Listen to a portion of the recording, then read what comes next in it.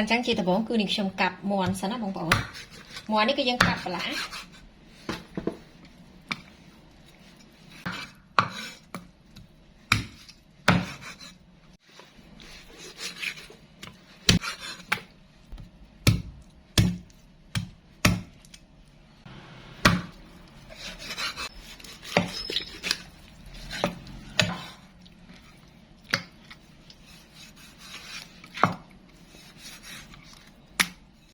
ចាអញ្ចឹងអានេះខ្ញុំបានកាប់សាច់មាន់រួចហើយបងប្អូនចា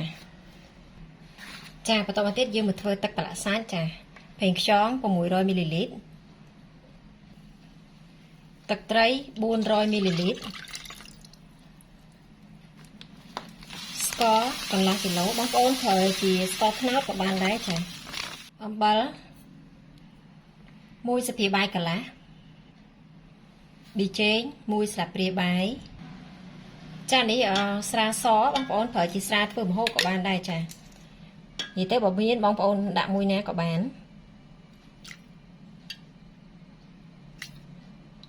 ចានេះខ្ញុំដាក់3ស្លាបព្រាបាយចាហើយសម្រាប់គ្រឿងទាំងអស់នេះ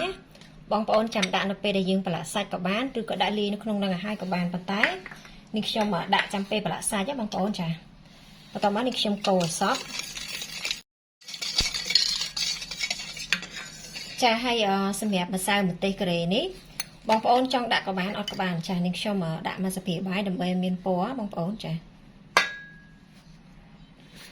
បងប្អូនប្រើជាប្រេងម្ទេសក៏បានដែរនិយាយទៅតាមចំណង់ចំណូលចិត្តចាកូរសព្វបងប្អូន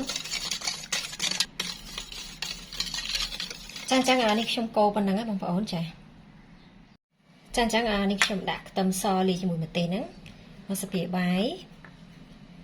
ចារំដេងបុកបងប្អូនជួយចិត្តក្លិនឈ្ងុយខ្លាំងបងប្អូនដាក់ច្រើនទៅចាយើងដាក់កន្លះស្លាបព្រាបាយមកចាហើយស្លឹកក្រូចសើចហាន់តាមចំណង់ចំណូលចិត្តចានេះទឹកប្រឡាក់សាច់នេះនឹងខ្ញុំដាក់150មីលីលីត្របងប្អូនចានេះខ្ញុំចាក់ចូលមកបងប្អូនជួយចិត្តរសជាតិស្រាលបងប្អូនបន្ថែមបើជួយចិត្តរសជាតិធ្ងន់បងប្អូនដាក់រៀងច្រើនតិចចាយើងប្រឡាក់សពមកបងប្អូន